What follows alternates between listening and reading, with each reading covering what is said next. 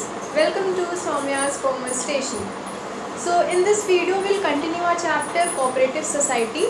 तो cooperative society का इस वीडियो में हम देखेंगे कि एक कोऑपरेटिव सोसाइटी को कैसे फॉर्म करा जाता है। अगर आप चाहते हो कि आप अपनी एक कोऑपरेटिव सोसाइटी बनाओ तो आप कैसे उसको एग्जिस्टेंस में लाओगे, कैसे उसको फॉर्म करोगे। Formation of a cooperative society. तो देखिए, फॉर्मेशन का अभी तक आपने पढ़ा है कि जो आपकी जॉइंट स्टॉक कंपनी होती है वो कैसे फॉर्म होती है, पार्टनरशिप कैसे फॉर्म होती है। तो सब में ये चीज़ आपने पढ़ी थी, वो किसी न किसी एक्ट के अंदर या किसी न किसी लॉ के अंदर उसका रजिस्ट्रेशन होता है। तो कोऑपरेटिव सोसाइटी जो होती है उसका जो लॉ है, जो इसका लॉ आपके में दिया गया है, वो है cooperative societies act, cooperative societies act of 1912। 1912 का जो कोऑपरेटिव सोसाइटीज़ एक्ट है या फिर स्टेट कोऑपरेटिव सोसाइटीज़ एक्ट भी बोला गया है, बट मेन जो आपका एक्ट है कोऑपरेटिव सोसाइटीज़ एक्ट ऑफ 1912, इसके अंदर रजिस्ट्रेशन होता है। इसके अंदर क्या होता है? रजिस्ट्रेशन होता है। जब रजिस्ट्रेशन होगा तभी ये कोऑपरेटिव सोसाइटी हमारी एग्जिस्टेंस में आएगी, ठीक है। एंड एग्जिस्टेंस में आने का मतलब है कि रजिस्ट्रेशन होने के बाद ये कोऑपरेटिव सोसाइटी एक सेपरेट लीगल एंटिटी बन जाएगी, सेपरेट लीगल एंटिटी बन जाएगी। सेपरेट लीगल एंटिटी क्या होता है, अभी तक हर वीडियो में लगभग एक्सप्लेन करा गया है। सेपरेट लीगल एंटिटी का यही मतलब है कि ये जो कोऑपरेटिव सोसाइटी आपकी रहेगी और इसके अंदर में जो काम कर रहे हैं मेंबर्स, जिन्होंने मिलकर कोऑपरेटिव सोसाइटी बनाई है, वो मेंबर्स और ये कोऑपरेटिव सोसाइटी अलग माने जाते हैं in the eyes of law, ठीक है। इसी को सेपरेट लीगल एंटिटी कहते हैं। तो ये सेपरेट एग्जिस्टेंस होता है पूरा लीगल एंटिटी। देखो, सेपरेट एंटिटी सब होते हैं, सेपरेट एंटिटी सब होते हैं, लेकिन सेपरेट लीगल एंटिटी जब टर्म यूज़ होने लगता है देन वो सेपरेट लीगल एंटिटी, देखो सेपरेट एंटिटी का होना में, जैसे कि आपने सोल प्रोप्राइटरशिप पढ़ा, सोल प्रोप्राइटरशिप में ये था कि सोल प्रोप्राइटर जो होता है उसकी सेपरेट लीगल एंटिटी नहीं होती है। जो सोल प्रोप्राइटरशिप होती है, जो सोल प्रोप्राइटरशिप होती है और जो सोल प्रोप्राइटर होता है, उसका ओनर होता है, उनको एक ही माना जाता है। लेकिन वो सोल प्रोप्राइटरशिप और सोल प्रोप्राइटर सेपरेट एंटिटीज़ होते हैं, ठीक है। तो सेपरेट एंटिटीज़ सब होते हैं, लेकिन सेपरेट लीगल एंटिटी जब टर्म यूज़ होता है तो वो कुछ ही सेपरेट लीगल एंटिटीज़ माने जाते हैं, ठीक है। तो सोल प्रोप्राइटरशिप अगर की आप बात करो उसकी, तो वो सेपरेट एंटिटी ज़रूर होता है, अपने ओनर से अलग होता है, लेकिन वो सेपरेट लीगल एंटिटी नहीं होता है। लेकिन अगर हम कोऑपरेटिव सोसाइटी की बात करें या जो कंपनी की बात करें तो वो सेपरेट एंटिटीज़ भी होते हैं और सेपरेट लीगल एंटिटीज़ भी होते हैं। तो ये सेपरेट लीगल एंटिटी बन जाती है कोऑपरेटिव सोसाइटी जैसे ही उसका रजिस्ट्रेशन हो जाता है। इसका मतलब ये है कि अब इसका परपेचुअल सक्सेशन हो जाएगा। परपेचुअल सक्सेशन का यही मतलब था कि ये कई समय तक चलती रहेगी। क्यों चलती रहेगी? क्योंकि जब सेपरेट लीगल एंटिटीज़ को मिल गई है तो कोऑपरेटिव सोसाइटी अलग हो गई है, मेंबर्स अलग हो गए, मेंबर्स की डेथ, इंसॉल्वेंसी या यूनिसी से कोऑपरेटिव सोसाइटी को कोई फ़र्क नहीं पड़ेगा, वो एग्जिस्ट करेगी। इसलिए उसकी परपेचुअल सक्सेशन है, मतलब हमेशा तक चलती रहेगी, कभी एंड नहीं होगी। जब तक लॉ उसको एंड नहीं करेगा, जब तक लॉ कोऑपरेटिव सोसाइटी को एंड नहीं करेगा, तब तक वो कोऑपरेटिव सोसाइटी का एंड नहीं होगा, इवन वो उसके सारे मेंबर्स की डेथ हो जाए, ठीक है। परपेचुअल सक्सेशन हो जाता है। और इसी के साथ साथ कोऑपरेटिव सोसाइटी के जो मेंबर्स होते हैं, कोऑपरेटिव सोसाइटी के जो मेंबर्स होते हैं उनकी लिमिटेड लायबिलिटी हो जाती है, ठीक है। सो ये तीन मेन कैरेक्टरिस्टिक्स हैं जो तुरंत आप मेन जो होते हैं, जो डायरेक्टली इसका रिजल्ट होता है, रजिस्ट्रेशन का जो रिजल्ट होता है, वो ये कैरेक्टरिस्टिक्स होते हैं कोऑपरेटिव सोसाइटी को।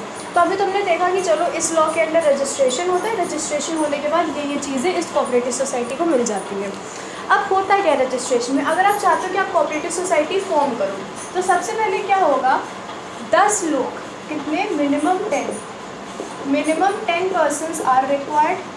10 लोग होने चाहिए जो कि 18 एज के अबव होने चाहिए, ठीक है। 18 अबव होने चाहिए, मतलब मेजर होने चाहिए, अडल्ट होने चाहिए। 10% जो 18 एज के अबव होते हैं वो मिलकर कोऑपरेटिव सोसाइटी बना सकते हैं। तो ये 10 लोग मिलेंगे एंड देन वो चाहेंगे कि अब वो अपनी कोऑपरेटिव सोसाइटी बनाए। तो इसके लिए क्या करना है, ये 10 लोग मिलकर एक एप्लीकेशन बनाएंगे, ठीक है। एप्लीकेशन बनाएंगे और उसके साथ एक और चीज़ बनाते हैं जिसको हम बोलते हैं बाय लॉज। अब बाय लॉज क्या होता है? बाय लॉज क्या होता है? ये रूल्स होते हैं, रूल्स होते हैं या फिर आप रेगुलेशंस बोल दो, रूल्स या रेगुलेशंस होते हैं जो कि कोऑपरेटिव सोसाइटी में फॉलो करे जाएंगे। कोऑपरेटिव सोसाइटी के अंदर जैसे आपकी स्कूल है तो आपके स्कूल में रूल्स होते हैं, ठीक है, ऐसे कोऑपरेटिव सोसाइटी के रूल्स एंड रेगुलेशंस बनाए जाएंगे जिन्हें हम बाय लॉज कहते हैं। सो ये 10 पर्सन मिलकर एक एप्लीकेशन बनाएंगे और ये एक बाय लॉ बनाएंगे। बाय लॉज में क्या है कि जनरली जो है मतलब कोऑपरेटिव सोसाइटीज़ के पास ये ऑप्शन है कि या तो वो खुद के बाय लॉज बनाएं, खुद से बाय लॉज बनाएं, या फिर आपके बुक में ये दिया गया है कि ये जो कोऑपरेटिव सोसाइटीज़ एक्ट है, जो कोऑपरेटिव सोसाइटीज़ एक्ट है 1912 का, इस एक्ट के अंडर भी एक बाय लॉ मेंशन करा गया है। कोऑपरेटिव सोसाइटी का बाय लॉ में क्या क्या रूल्स एंड रेगुलेशंस होने चाहिए वो मेंशन करा गया है। तो या तो वो इसी को अडॉप्ट कर ले, इसी के बाय लॉ को यूज़ कर ले, या वो अपना खुद का बाय लॉ बना सकते हैं, ठीक है। तो 10 लोग मिलकर एक एप्लीकेशन और एक बाय लॉ बनाएंगे। ये क्या करेंगे, अब ये दोनों चीज़ें, ये जो दोनों डॉक्यूमेंट्स हैं ये सबमिट कर देंगे। ये सबमिट कर देंगे, किसको सबमिट करेंगे, ये सबमिट करेंगे रजिस्ट्रार ऑफ कोऑपरेटिव सोसाइटीज़ को,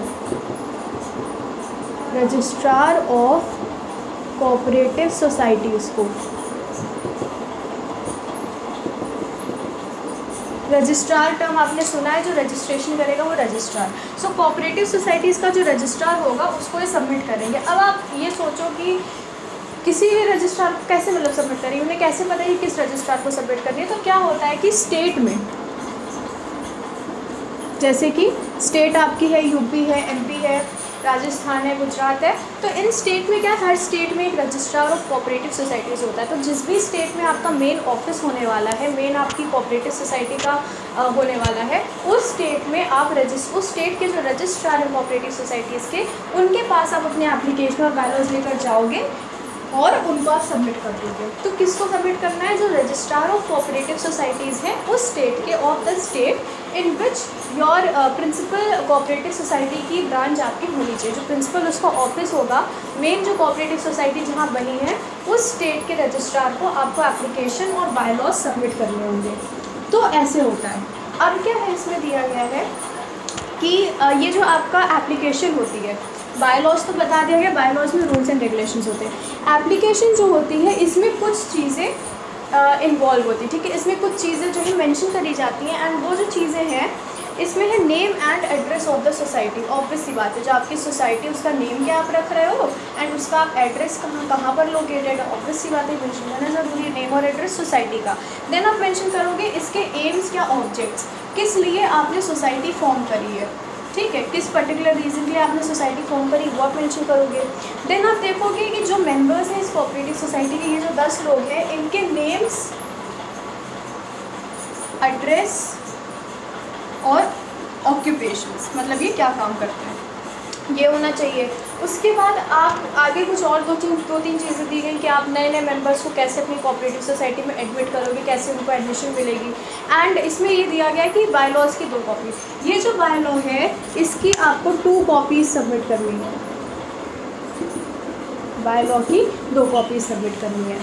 जब आप ये चीज़ें सबमिट कर दोगे, application and 2 copies by laws की सबमिट कर दोगे registrar of cooperative societies of the state को, जहाँ पर आपका मेन कोऑपरेटिव सोसाइटी है, तब क्या होगा, ये जो रजिस्ट्रार है ये क्या करना शुरू करेगा, ये शुरू करेगा स्क्रूटिनी।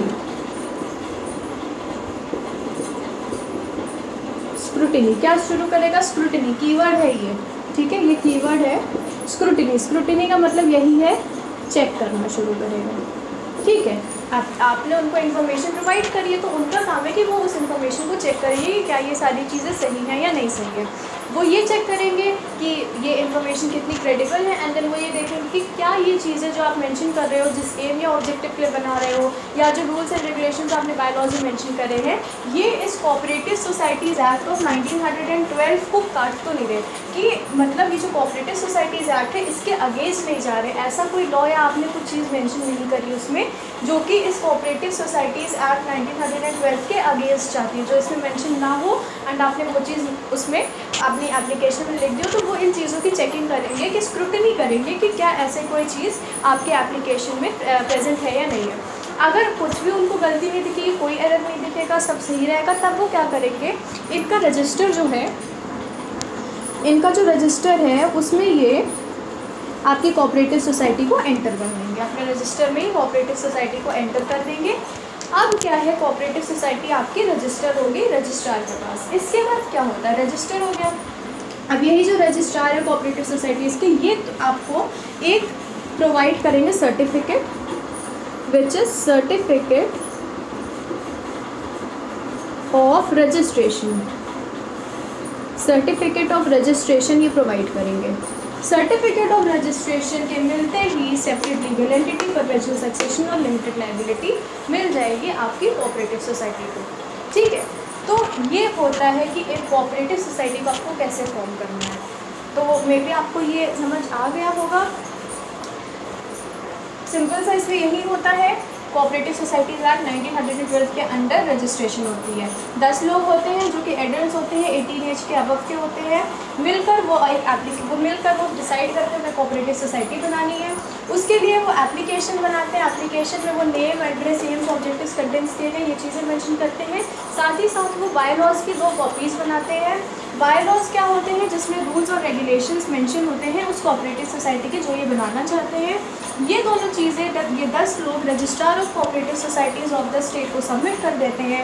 ये रजिस्ट्रार इन चीज़ों की, ये जो आपने डॉक्यूमेंट सबमिट करे हैं, इनकी स्क्रूटिनी करते हैं, इनको चेक करते हैं, and if he is satisfied कि सारी चीज़ें करेक्ट है, then he will register the name of the cooperative society in his register and he will provide a certificate of registration to these 10 persons. और अब ये cooperative society registered हो चुकी है, बन चुकी है, और इस कोऑपरेटिव सोसाइटी को separate legal entity, perpetual succession और लिमिटेड लायबिलिटी की कैरेक्टरिस्टिक मिल गई है।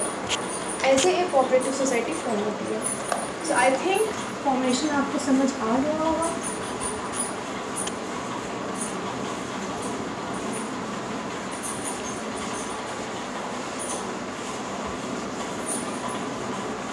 फॉर्मेशन के बाद हम देखेंगे कि कोऑपरेटिव सोसाइटी की मैनेजमेंट कैसे होती है। ठीक है, देखिए कोऑपरेटिव सोसाइटी में क्या होता है, कोऑपरेटिव सोसाइटी में मेंबर्स होते हैं। ठीक है, पहले से कहानी शुरू करते हैं। वही जो 10 लोगों ने बनाई है कोऑपरेटिव सोसाइटी, 10 पर्सन्स हैं, इन्होंने कोऑपरेटिव सोसाइटी फॉर्म कर ली है, ये मेंबर्स हैं। ठीक है, यही मेंबर्स हैं कोऑपरेटिव सोसाइटी के, यही शेयर होल्डर्स हैं कोऑपरेटिव सोसाइटी के। ठीक है, मेंबर्स, शेयर होल्डर्स, ओनर्स, जो टर्म्स यूज़ हो रहे हैं, ओनर्स यही हैं कोऑपरेटिव सोसाइटी के। ठीक है, अब ये 10 लोग क्या करेंगे, मैनेजमेंट का काम देखना है। ठीक है, तो क्या सारे के सारे 10 लोग मिलकर मैनेजमेंट का काम देखेंगे, ऐसा नहीं होगा। ये क्या करेंगे, ये इन्हीं 10 लोगों में से, ये जो 10 लोग हैं, इन्हीं में से ये इलेक्ट करेंगे। ठीक है, इलेक्ट करेंगे, ये इलेक्ट करेंगे कुछ लोगों को, जिनको ये एक टास्क दे देंगे। चलो 10 हटाओ, 10 से कर देते हैं 15 लोग। ठीक है, 15 लोगों ने, क्योंकि मिनिमम 10 है, मैक्सिमम जो है आपकी मेंशन था किसमें 100 होती है, किसमें क्या होती है। सो 15% से बनाइए। अब क्या करेंगे, ये इलेक्ट करेंगे अपने ही 15 लोगों में से कि किसको किसको मैनेजमेंट का क्या काम देना है। सबसे पहले जब इलेक्ट करते हैं तो सबसे पहले ये बनाते हैं प्रेसिडेंट, ये एक प्रेसिडेंट बनाते हैं। प्रेसिडेंट के बाद ये सेलेक्ट करते हैं वाइस प्रेसिडेंट। ठीक है, वाइस प्रेसिडेंट सेलेक्ट करते हैं। उसके बाद ये आई थिंक सेक्रेटरी बनाते हैं। ठीक है, उसके बाद ये सेक्रेटरी इलेक्ट करते हैं। सेक्रेटरी के बाद उन्हें ज़रूरत होती है तो वो जॉइंट सेक्रेटरी इलेक्ट करते हैं। जॉइंट सेक्रेटरी के बाद ये एक ट्रेजरर बनाते हैं। बनाते मीन्स इलेक्ट करते हैं अपने ही 15 लोगों में से। 15 लोग थे, उनमें से उन्होंने इलेक्ट करा, एक को प्रेसिडेंट बना दिया, एक को वाइस प्रेसिडेंट बना दिया, सेक्रेटरी बना दिया, जॉइंट सेक्रेटरी बना दिया, ट्रेजरर बना दिया। ये जो लोग हैं इनको हम इन सबको क्या बोलते हैं, इन सबको हम बोलते हैं office bearers. Office bearers, OFFIC office, BEARERS bearers, office bearers बोलते हैं, क्योंकि ये एक पर्टिकुलर काम अपना संभालेंगे मैनेजमेंट का। और इन्हीं की जो कमेटी बनी है, इसी को हम बोलते हैं मैनेजिंग कमेटी।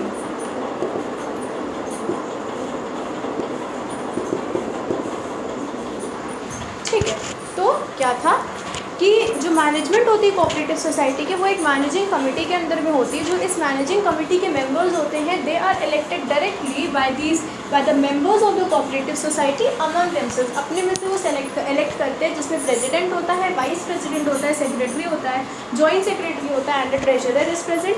अब क्या होता है कि एक थोड़ी सी इसमें ऐसी आपका दिया गया कि जो शेयर होल्डर्स हैं सारे के सारे 15, अब सारे के सारे 15 लोगों की बात हो रही है, ठीक है। वो जो लोग हैं इन्होंने कुछ अपने ऑब्जेक्टिव्स और एम्स बनाए थे, ठीक है। इन्होंने ऑब्जेक्टिव्स अपने बनाए थे कि इन्होंने किस लिए कोऑपरेटिव सोसाइटी बनाई है, ये ऑब्जेक्टिव्स इन्होंने बनाए थे। अब इन ऑब्जेक्टिव्स को कैसे वो अचीव करेंगे, कैसे इन गोल्स को अचीव करेंगे, कैसे इन एम्स को अचीव करेंगे, इस चीज़ के प्रोग्रामिंग और क्या क्या काम करना है वो ही मैनेजिंग कमेटी करेंगे, ठीक है। तो शेयर होल्डर्स ने अपने ऑब्जेक्टिव्स बनाए थे, सारे मेंबर्स ने मिलकर अपनी एप्लीकेशन जो उन्होंने दी थी रजिस्ट्रार को उसमें मेंशन करा था। अब इन्होंने मैनेजिंग कमेटी बना ली क्योंकि कोऑपरेटिव सोसाइटी फॉर्म हो चुकी है। अब ये जो मैनेजिंग कमेटी है ये उन ऑब्जेक्टिव्स को अचीव करने के लिए प्रोग्राम्स बनाएगी, प्रोसीजर्स बनाएगी एंड देन कोऑपरेटिव सोसाइटी का काम होता रहेगा। ओके, सो ये कमेटी जो है अब क्या है, अब देखो जैसे कि क्या होता है इसमें भी नॉर्मल जैसे एक ऑर्गेनाइजेशन का काम होता है, ये कमेटी काम करेगी। साल के एंड में इसको अपने सारे एनुअल रिपोर्ट्स बनाने होंगे, एनुअल रिपोर्ट्स बनाने होंगे, ठीक है। एनुअल रिपोर्ट्स बनाने होंगे, अकाउंट्स मेंटेन करने पड़ेंगे एंड ये जो चीज़ें हैं और अकाउंट्स जो इनके हैं ये सब क्या करेंगे, ये इनको सबमिट करना पड़ेगा, ये इनको सबमिट करना पड़ेगा ईयर के एंड में। जब ये अपने सारे अकाउंट्स बनाएंगे किसको सबमिट करेंगे, ये सबमिट करेंगे रजिस्ट्रार को। वही रजिस्ट्रार ऑफ कोऑपरेटिव सोसाइटीज़ जो है उनको ये जाकर अपने अकाउंट्स और वो सब सबमिट करेंगे। बिकॉज आपकी कोऑपरेटिव सोसाइटी में ये फीचर था, डिमेरिट बोला गया था इसको, कि गवर्नमेंट का कंट्रोल रहता है इस पर, ठीक है। एंड कोऑपरेटिव सोसाइटी को अपने ये जो अकाउंट्स हैं, ऑडिट्स हैं, ये सारी चीज़ें सबमिट करनी पड़ती गवर्नमेंट को। सो गवर्नमेंट को कहाँ सबमिट करनी चाहिए, रजिस्ट्रार के पास। ये अपने एनुअल अकाउंट्स रिपोर्ट सबमिट कर देते हैं एंड इनको अपने अकाउंट्स पे ऑडिट भी करवाने पड़ते हैं। सो मैनेजमेंट में बस इतना था मैनेजिंग कमेटी के बारे में, इन सबको ऑफिस बेयरर्स बोलते हैं। तो यहाँ पर हमारा formation and management of a cooperative society का पार्ट खत्म होता है। नेक्स्ट वीडियो में हम देखेंगे कि किस किस टाइप की कोऑपरेटिव सोसाइटीज़ होती है। Various types of cooperative societies are present, कुछ उसमें दी गई हैं, कुछ एग्जाम्पल्स दिए गए हैं। सो उन कोऑपरेटिव सोसाइटीज़ को जब आप पढ़ोगे तो आपको अच्छे से अंडरस्टैंडिंग होगी कि कैसे ये काम करती है। उसमें ऐसे उन्होंने सिंपल सेंटेंसेस में एक्सप्लेन करा है कि मेन उनका गोल क्या होता है, मेन ऑब्जेक्टिव क्या होता है, या मेन उनका वर्किंग करने का तरीका क्या होता है, कि वो क्यों वो कोऑपरेटिव सोसाइटी बनाई गई है और कैसे उसमें काम करेंगे। तो उससे आपको थोड़ा मे भी समझ आ जाए और कोऑपरेटिव सोसाइटी। ये बेसिक्स हैं, फंडामेंटल्स हैं आपके। सो अगर ये आपके क्लियर हो जाएंगे, अच्छे हो जाएंगे, then 11th and 12th and अगर आप आगे कंटिन्यू करो 10th में भी इवन बहुत काम आएंगे। सो अच्छी चीज़ है ये। एंड कॉमर्स आप लोग ऐसे पढ़ते रहो। बस अभी ये इतना जो पढ़ाया है ये आप रिवाइज कर लीजिए and study hard, take care of yourself in these covid times and thank you so much.